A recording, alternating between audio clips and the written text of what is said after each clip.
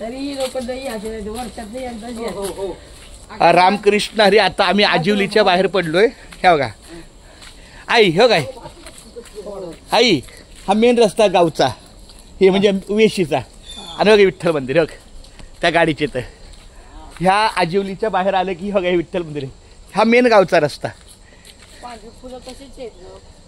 या की पहिलं मंदिरात जाय की, याचा येतं सगळं करायचं येतं. हे देवा,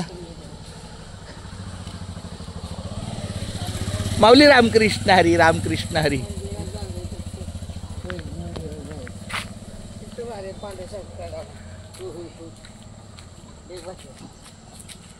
आपल्या शंकराला पांढरच.